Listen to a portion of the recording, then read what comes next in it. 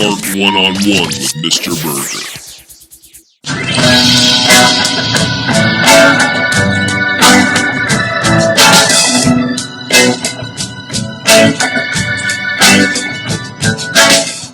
Welcome to Art One-on-One. I am your pod boss, Nichole Jordan, alongside your professional artist and master educator, who does not look like one at the very moment, Mr. Burgher.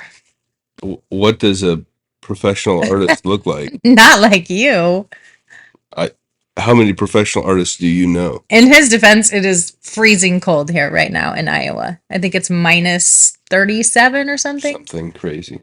With a wind chill, so we're just trying to stay warm, as you can tell. So, yeah, way to be judgy. I wouldn't be judgy on you. Yeah, I'm sure you wouldn't. I am sure you wouldn't.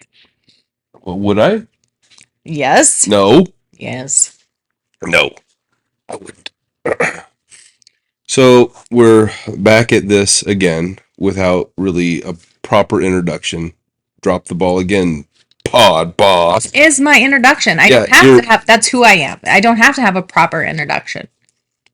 Well, your introduction is, you said, it's just like it would be so much better if we had a better introduction. Okay. Come up with something. Anything about an introduction. Go back. Clearly, you don't watch any of the content that this channel produces, because last week you did. About an introduction or the podcast specifically? The introduction. Oh, that was on you. I'm talking about because I would introduce you and you'd be like, hello, we're back at it again. Hello, how's everybody doing? Hello. I mean, it's just, nothing. You said the introduction. So, okay. I was trying to just be funny today and say, direct. Your professional artist. This is not professional looking. Well, what does a professional artist look like? Not this. Okay. Well, I say you're wrong. Okay. You're probably right. Okay. Well, I said you're right. Okay. Yeah. So there you have it. So there's our wonderful introduction. Yeah. And now we can move on to our first segment, which is... I don't know what it's called. What's it called? Oh my gosh.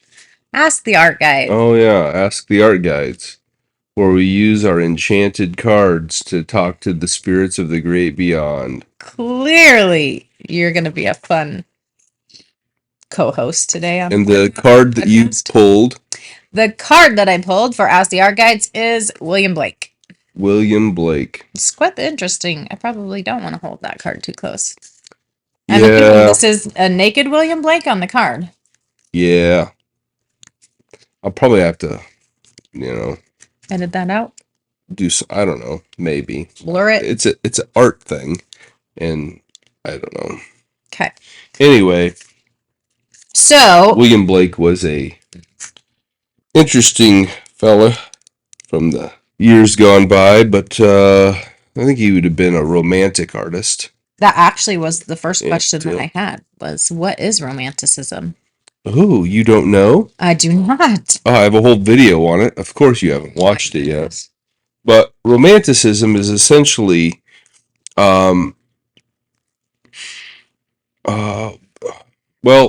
basically it is where all kinds of things were happening in the world. You had Napoleon, conquering parts of the world. You had a lot of people that were going out and doing explorations and trying to figure out colonization and things like that happening. Mm-hmm. And so you have, and also a lot of different studies of sciences that hadn't really been examined before, all kind of happening at the same time. And so people of that time were interested in a lot of those things, like mental illness. They were concerned with adventure and the wars that were happening, and mysticism and various symbols. And there's a slew of different things that were happening.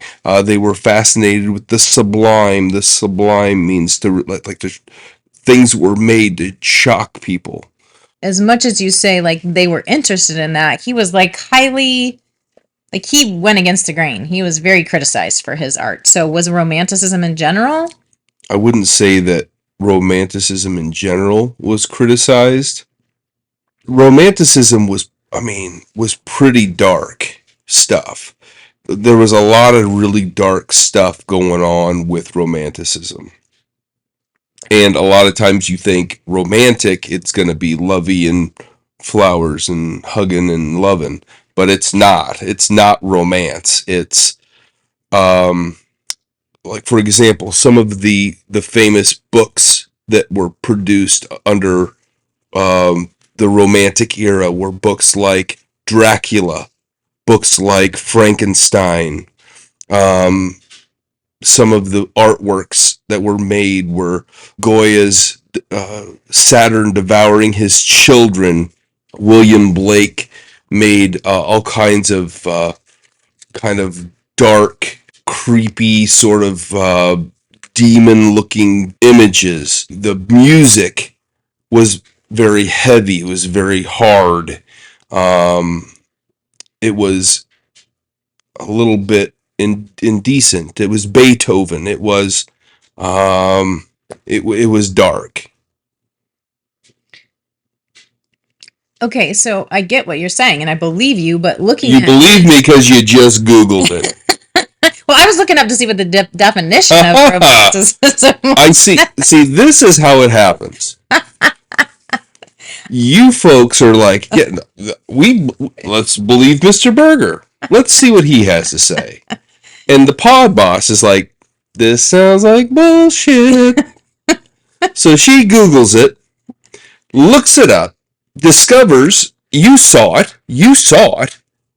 Yes. She pulls it up, gets her phone out, looks it up, and then...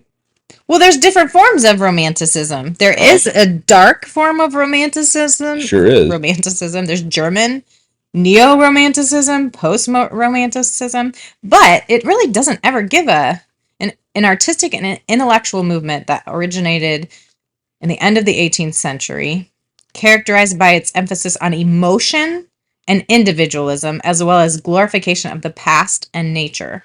Mm-hmm. I mean, that doesn't seem dark to me. Well, but you look at the artwork. See, but that's why I was looking it up, because looking at, like, I told you, I was like, oh, I like his art. Like, it did not seem dark to me. Not every artist makes, even if you're making dark stuff, it's not like he made dark stuff all the time. And he made stuff that was very religious. He made stuff that was very spiritual, but it was still kind of rough. It was still kind of dark. It was still kind of had this spookiness to it. This idea of not quite, cool in the gang. You know what I mean? All right, so back to the message on the card, since we kind of got off onto William Blake. I'm going to choose one that calls out to me, and that is his work. And it says, vision requires not sight, but spirit. And I'm going to ask you to interpret that. Where we fail as artists is learning how to see. And I think that a lot of times people, when you're first learning how to draw, when I first get students to draw in my classes, I say, okay, we're going to draw this. And it might be a still life. It might be from a photograph. It might be from a whatever. We work in lots of different ways, whether we're talking about something that's two-dimensional to two-dimensional or something that's more observational.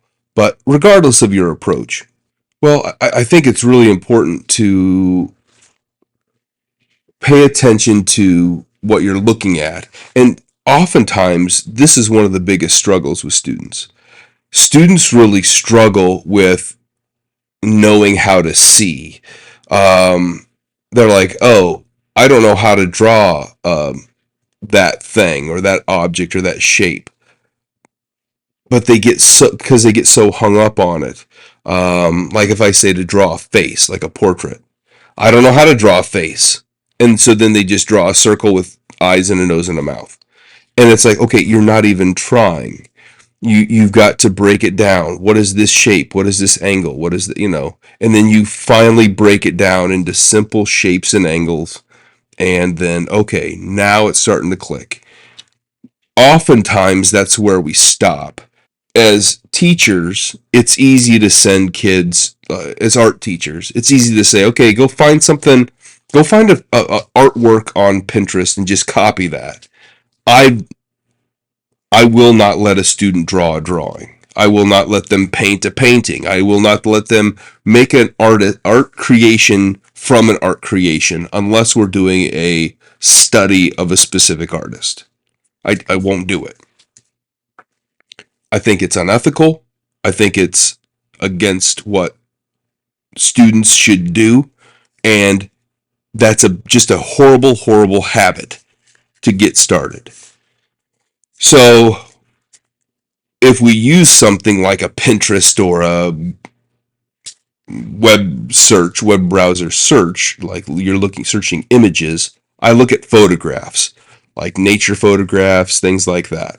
And then they can interpret those photographs in a more artistic sort of way. Once you're able to look at the picture and draw it, then okay, I can look at a picture, I can draw it. And then again, some art teachers just stop there. Okay, you've made your artwork, you've looked at the picture, you've recreated it, boom, you're done. They might do something, if they're really crazy, they might do like a surrealism project or something where they're taking 2 or 3 pictures, splicing them together, and then making a drawing of the collage. That's great. My thing is, close your eyes. What do you see? Draw that. Well, how do I draw what I can see in my mind? Just the same as looking at the picture. Instead of looking at the picture that's in front of your face, close your eyes and look at the picture that's in your mind and draw that. After you've looked at the picture, obviously, that you're... No. Oh, this is when they're not copying something. Yes. Okay, so this is the vision. So this is what I would call this is not them sight. This is them making vision.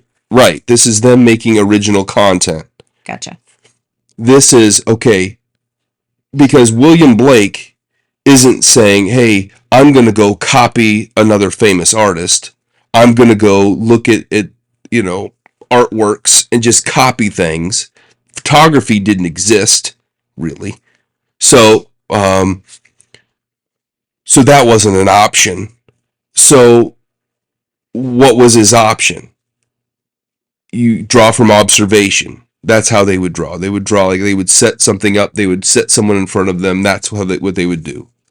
Well, when you're drawing a monster, when you're drawing a picture of hell, well, how do you draw that? Mythology. Whatever it might be. Gods, angels, creatures, mythology. It seems to be a lot of his focus from what I saw. So how do you draw that if you don't know what it is? Well, you close your eyes and you look at, okay, what does that look like? How does it work? Oh, I'm drawing that from your own mind. Now, to be fair, William Blake was mentally ill. William Blake had some mental illness issues. Possibly schizophrenia. He had hallucinations. He saw things. He experienced some really bizarre things. He was very functional, but he would also go on tangents and, he was in trouble with the law. He was in trouble with all kinds of things because, there are all kinds of stories. I'll tell those another day. But there are lots of stories where William Blake got his panties in a bunch and started getting mad at the police, started getting mad at the government, started getting mad at people that were higher up in society than he was. And as a very famous poet, as a very famous artist, he had a little bit of weight behind him in the circles of British life that he lived, but he also there were times where he was kind of knocked down a peg or two because, he got worked up about one thing or another. I do think it's interesting that his inspiration quote on here is madness in life and genius in death. Because, like, I was going to say to you, there are a lot of people, I don't know if a lot is right, but like people who are very spiritual, very empathic, very like connected to, I don't know, spirituality, the universe, whatever, which he says he is, that are considered mentally ill. And I tend to be like, and I'm not saying him in general, but like, okay, is he really mentally ill, or is he really just kind of living out there in this abstract spiritual world and can't get grounded down into earth? Which I think that is a little bit deep, but I do think that some people can be considered mentally ill when they're really just not. Now, I have no idea what his story is and the intensity of, but I do think it's interesting that his inspiration quote is madness in life and genius in death, because I think he was exemplifies what I'm saying. He was definitely seen as a bit of a crazy fella in his life. He's much more respected after his passing. Well, and that's the thing. Like, he was highly criticized, yet it says here that he was he was very impactful or inspirational to a ton of artists moving forward. Yeah. And which is, again, I think that is so unfair that a lot of artists get popular after they die. But, like, for instance, in 2019, it said that they did like a big art exhibition and included a bunch of his works and gave it its due. What would that be called? I don't know what the word is I'm looking for, but yeah, I gave it the respect that it deserved. But it wasn't until like later, after he died, that so many artists since then. I mean, if you look at his artwork now, there's so much right now in our world that is similar to that. I think it's really fascinating, just from my own observation of it, where I sit, that there are so many artists that we have looked at that have been given this fake label of illness, mental illness, abuse, substance abuse, whatever you want to call it. And it's hard for you to be like, Van Gogh. And I'm like, he really wasn't crazy. Well, he was in a mental institution. He was this, he was that. Or, whoever the case might be. And I'm like, listen, that's not accurate. But this person, who by most accounts was mentally ill, you're like, no, maybe he was just living in the angel realm. Okay. Okay. First of all, let's go back to, I said that I have no idea, like, the other, like, I clearly barely went in and researched about William Blake. So I'm only just looking off of this card that we have and just, the small bits of video that I watched about him and read about him. And I do think he's really interesting, and I do really like his art. And I do think he was very spiritually connected, but maybe, how you get into all, people get into the different, oh gosh, what is that called? Conspiracy theories and things like that. Like, when you get so into it, you become almost brainwashed. Yes. And that, it sounds like, even just reading some of his, like, the things that he wrote, and obviously he was a great poet. I didn't read a lot of that, but he was a very respected poet. But like some of his writing, if you read that, he was very, I don't know, he was just very deep and very he did some very interesting things. But again, I think that William Blake is he's certainly an anomaly. I do like the abstract. It says he lived in a world of abstract spirituality. He probably did. I think that is a good definition of the art that I liked of his. That was out there. All right, so let's switch gears here and move on from talking about William Blake to our next artist that I focused on. I went into Journey into the Archives and watched a video on Jenny Holzer. And that's very languagey. Oh, like William Blake. You're so smart. Wow. So smart. Well, Yes. So Jenny Holzer was a language artist, which I have never heard before. Yeah. It always amazes me what can be considered art. We've had that conversation so many times. And so she was particularly a language artist. So why don't you tell us a little bit about your inspiration behind this video and what a language artist is? Well, one of the things that I do in my contemporary art history type classes where I cover that sort of content is I try to discuss artists that work in different ways, and artists that work with ideas and artists that work with words are very unique from other types of artists. Like there are artists that work in figuration. There are artists which is like people, right? There are people that make artwork that's kind of pop art, like about everyday life sorts of things and subjects and topics. There are artists that make surrealistic things that are like, whoa, like that's a dreamlike thing. And on and on and on and on. Like we've talked about, that we want to create more content, just kind of like, hey, here are different types of art. Language is one of those.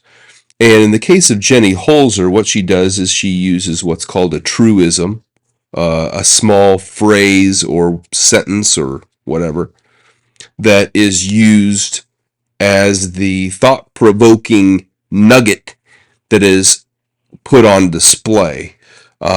She's had these put up on billboards. She's had them put on like those big video screens, like at a baseball game or a football stadium. She's had them put outside of all kinds of things. She'll use projectors and shoot them onto screens or shoot them onto buildings and landscapes. And it's very interesting to have that sort of thing. She'll also make what's called an installation, a series of objects or things like that that are in a room, in an enclosure. And so she'll take like those message boards and put like lots and lots of these message boards that would like just, the text would just flow through or around. Right. And so people could see these sentences just spinning and floating. And but that's what she deals with. She'll have them printed on a product. She'll have them displayed, but she puts them out there for people to consume, just like a painting or a drawing, but you're reading it literally instead of reading it visually, like a painting or something. So it's very different. It's kind of and though it's very closely connected to the idea of the concept artist, the artist that is dealing with ideas. Mm-hmm. You know, dealing with words and dealing with ideas are very close. It's a little bit hard for some people to wrap their brain around, but you know, what is art? It can be words, it can be ideas. Right. It could be all kinds of things. It doesn't necessarily have to be a painting. It doesn't have to be a sculpture. Art can be lots of different things. Off the top of your head, what's one of the top truisms that you like? Off the top of my head, I don't know that I could pull one off the top of my head. One after another, and I mean, there are lots and lots and lots of them. I made this video probably 3 years ago. 3 years ago. I was going to say 4. It's probably between 3 and 4. I would say that the one that kind of sticks out in my brain is raise boys and girls the same. So funny. That's the one I chose to talk about. Is it really? Which is, well, because, I mean, right now, that's like, I think people would, yeah. I don't know what people would think about that right now. Like, I think that's probably a popular topic right now of conversation with things that are going on with, you know, non-binary, gender, non-gender. And so I do think that would be an interesting. Well, I think it's important. Like, you know, I don't think, like, for example, my son, Hank, like when he's a little boy, but he likes to, you know, and he likes to play in the mud and get his worms and and he'll have worms and toads and frogs and whatever. Yes. He likes that kind of thing. But Hank also likes to dress up in dresses and play pretend, and he wants to be Anna and Elsa. There are probably a lot of dads that would get worked up by that and say, "Hell no, my son's not dressing up like no girl," and blah blah blah. Who cares? If he wants to wear a dress and play pretend, then let him put on a dress and play pretend. Who gives a shit? It makes me think of you. I mean, you're like Mr. watching my wrestling videos and constantly watching Hulk Hogan and whatever and listening to what's your podcast you listen to all the time? With Kevin Nash. Yes, Click the Nash. This with Kevin Nash. Click This with Kevin Nash. But then last night he sees this hat that he loves, this leather hat that he loves on I don't know, some website that was for sale, and he's like, "What do you think of this hat?" And then he goes into the bedroom, and here he is ordering this hat, and then he's got another hat on. It's like he has to dress up now because he's just so inspired by this hat. You are the same way. It's so funny. I mean, I had the hat on. No, you didn't. You did not have the hat. Oh, you had a hat on. Okay, I'll let you finish. I know what you had the hat on. Why? I had the hat on because I was making sure that I had the right size. Oh. Okay. So it had a size chart on what size of hat to get, because it didn't have, like, if you buy a fitted hat, yes, you buy a hat based upon the diameter of your head. But you continued to leave the hat on. But these particular hats didn't come in a 7 1/4 or whatever size, so I had to look at a scale to say, okay, my head is kind of between 7 1/8 and 7 1/4, so I need to have a hat that was this size, and so I was off topic here. The point is I had it on my head because I was looking at it. I just put it on my head. Then you kept it, and then you're trying on different hats the rest of the night. You love doing the rest of the night. Yeah. You're way overselling this. It just made me think of. Okay, so I did love that truism as well.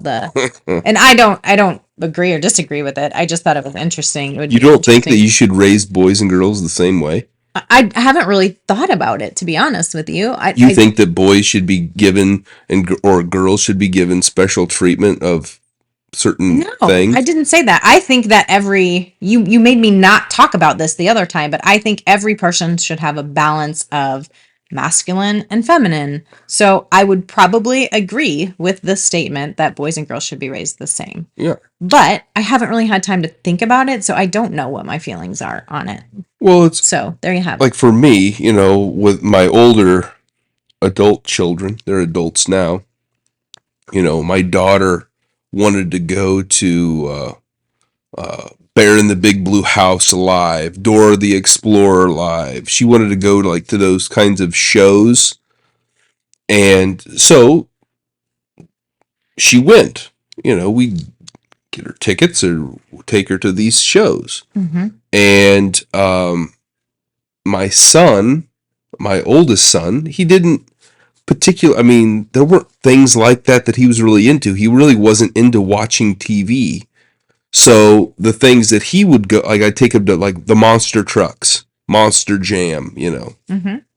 and things like that, because he was just more into that sort of thing than he was, not because he was a boy, but because that's what he was more into. And if my daughter was like, I want to see the monster trucks, well, then we probably would have definitely taken her to see, well, who cares? Well, both my youngest kids, they both like Bluey. So, a year ago, took them to Bluey. If they both wanted, if they're both into Bluey, then that's what they went to. And they're close to the same age, so it's easier. But so you agree with that truism, is what you're saying, in a long roundabout way? Yes. Okay. What I think is interesting, and I keep trying to come up with a different word in my head for interesting, about truism, though, is the definition that you gave in that video was, it's an obvious truth and considered nothing new or interesting. Yeah. So if it's not considered interesting, why is it so popular? Why was it so popular? I don't know. Because it's controversial? Because it's what? Like, I think- because to me, it has to be interesting for it to be, for her to use that as art and put it on, it has to have some type of interest. I think it's because, That seems like a paradox to me. because it's a thing that's kind of considered to be like, this is the truth. Like, it's not necessarily interesting. It's not necessarily like raising boys and girls the same way. That's not particularly interesting. That's not particularly ground shaking. Although there are people that might disagree with it. Right. And so I think that that's where the conflict lies. Like, most people would read these things and say, I see where you're coming from.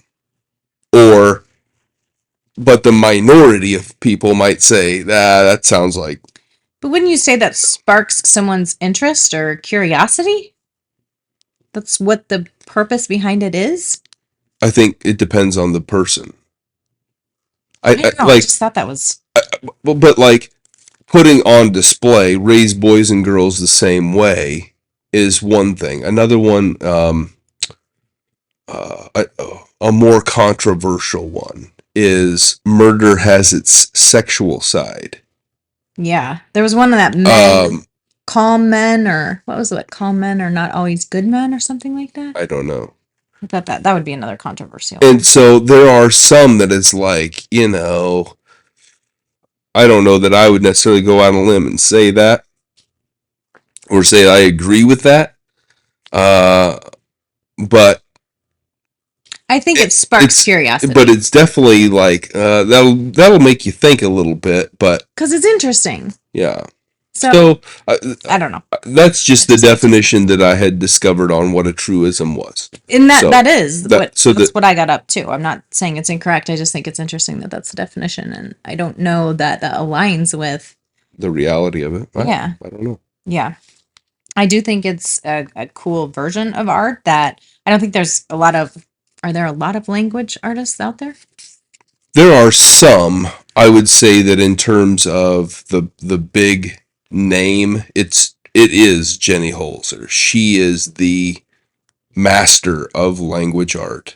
I think language art is rampant today. Like, I had a shirt on yesterday that would be considered language art, and I think that they're like coffee mugs, t-shirts, like right now your Redbubble channel, like it's a lot of language art. I think that that's very, very popular. Well, and world. If people wanted to, they could go buy my stuff at redbubble.com, where they could just do a search for Mr. Burgher, find my stuff that's on there. And I put stuff on there all the time.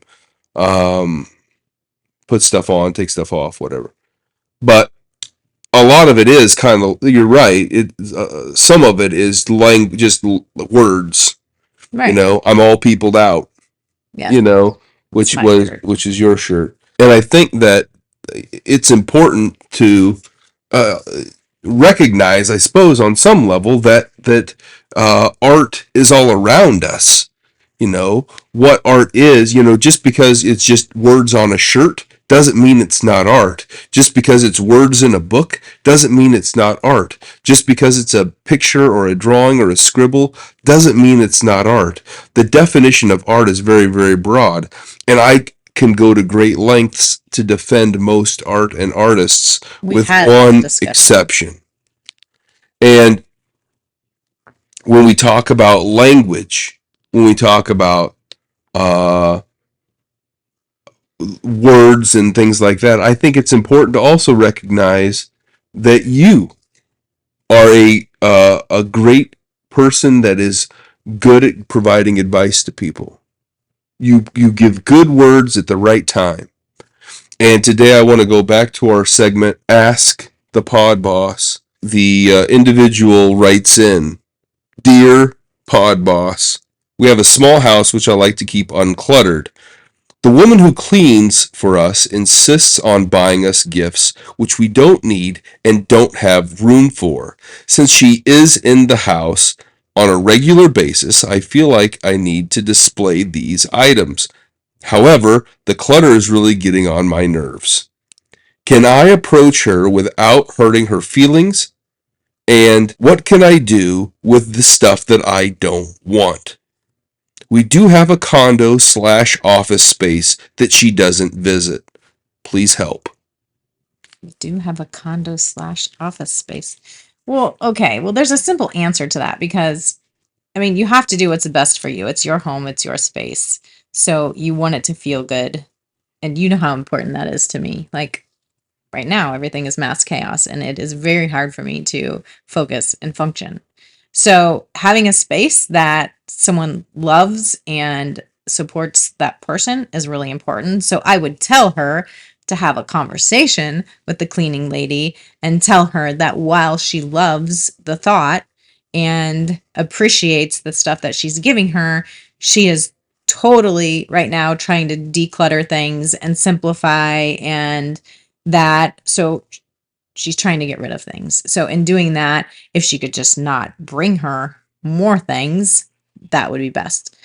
Maybe not in that specific way, but that's an easy question because you always have to honor how you feel. And your space is like one of the places that are most important to people or should be in aligned with how you feel. And if this is like a big topic in our spiritual course, outer order equals inner peace. So if someone's space is not doesn't feel good to them, it can create a lot of I don't know, a lot of what's the word I'm looking for? I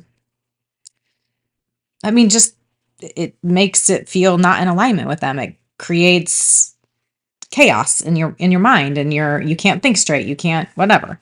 And so I don't know. That's what I would say. It's an easy answer. But where, like, for example, when I put my stuff into your space, and so then instead of having a bookshelf with books, now you have a bookshelf that there's no way in the world it could fit all of the books. Right. So there's compromise. And there. so, well, but there again, like, so you have somebody else entering your space with lots and lots of stuff.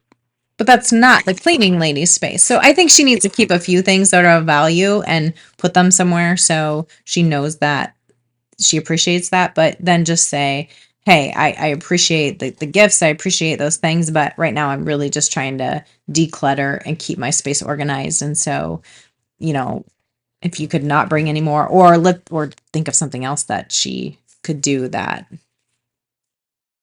But what do you do with the stuff? You just keep it? No. I would say, would you rather me give it back to you or would you rather me donate? I love donating things too. You know this. I love donating things like Many Hands and Goodwill and things like that. So I know people that need it can get it for a really low. I also love shopping at Goodwill. So there's that too. But I would just ask her, hey, do you want this back? I'm trying to clean up and declutter. And I've kept some important things from you that are sentimental or that I love, but I'm going to start getting rid of some things here. And so would you like them back or would you like me to donate the soap to someone that could really use them? That's my take. You bringing stuff into my space is different though. Like that's combining households. So that's our space. It's not my space. So that's different. And you already know this because we have to get together and decide, okay, are we keeping this? Are we eliminating this? What's important to you to keep and what's not? And we actually just had a big revelation the other night. Remember? Do you remember this revelation that I didn't think about when you were moving in? I have no idea what you're talking about. You don't? Well, we were pulling these cards that where you learn about the other person. And one of the cards was what was the hardest thing, one of the hardest things about, I can't remember what the exact card was, but you talked about how hard it was moving in and combining households because you value stuff, like you like your stuff and you want it near you. And you had to take quite a bit of stuff. Now, I took quite a bit of stuff to storage too, but you had to take quite a bit of stuff to storage and that was hard on you. And it's hard on you to not have that in your space. And I did not think about that or realize it. And so us having that conversation was super important. For me, I like my stuff, my little trinkets and treasures and things. Sometimes it's as minute as a little Like for example, you know, when I left North Carolina, the first time I drove to Iowa from North Carolina after uh, things were going down there, there was a stick in the driveway, and my son Hank took the stick and he broke it in half, and he said, "I'm going to keep this half of the stick. Dad, you keep this half of the stick." I said, "Okay, Hank, I'll put it in my." So I put it in my truck. The stick is still in my truck. Um, Not because I think that Hank still has the other half, but it reminds me of that. Right. There are all kinds of, You're a sentimental person and a little bit of a hoarder. yeah. So Well, that's and the same thing. Like there was a bottle cap that was smashed on the road, and my youngest daughter, picked it up and said, "Here, Dad." Okay, so guess where that is? Exactly, it's still in my truck. So I keep these stupid things that are, I don't necessarily think they're stupid. well, they are. It's garbage. But because if when I'm dead and gone, what's going to happen? That stuff's going to go in a landfill. It's going like, why is there a stick in here? Throw it away. It's like nobody's going to keep that. You're not going to take that half of a broken stick and sell it at a yard sale or give it to Goodwill. You're just going to burn it in a burn pile. If that, just throw it in But to me, those are valuable items. Right. And it might be a book. It might be a toy that I played with when I was little. It might be something that reminds me of my mom and my dad or my family or my whatever.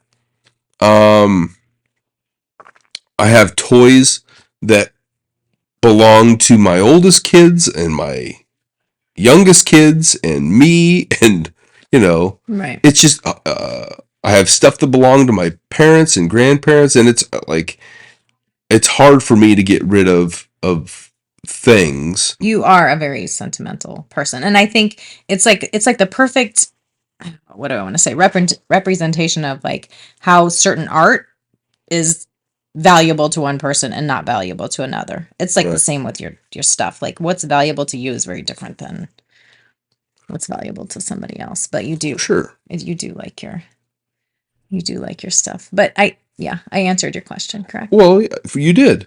Yeah. And I think that you know, in a perfect world, I would have a space, a man cave, a little spot where I could take all those things and just pile them up and set them around and look at them all and display everything.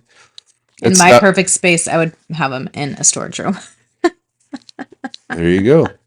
So we will definitely have to compromise There you go. that one, but that's what life's about, right? That's what they say. I suppose. All right. Well, I think that is a wrap for today. We want to thank everyone for watching. We appreciate your support. And the best way you could support us is to, right now, before you leave this video, hit the like, share, or subscribe button. That gives us a lot of support and allows us to keep doing what we're doing. So please do that before you jump off today. And thank you for watching. Absolutely. And I'm a little under the weather. All these blizzards and the snow, and my earache. I got this earache and it's buzzing in my ear, and I can't snotting, and I can't hardly see out of one eye, and I'm falling apart in the snow and the thing. So hopefully next time I'll be in better shape. You actually came alive for the podcast because you've really been in hibernation for like the last 4 days. I'm a gamer. It's like Walter Payton when he had like pneumonia and he went out there and rushed for crazy amounts a yard. It's like an athlete. You get up for the big game. Maybe if you were an athlete, you wouldn't have got sick. Maybe if you'd be working out and eating healthy, you wouldn't have got sick. I was eating healthy. I think that's what brought it down. I ate too many turnips and. Oh my goodness. Excuse me. All right. Well, I'm glad you perked up for the podcast. Yeah, me too. All right. Bye.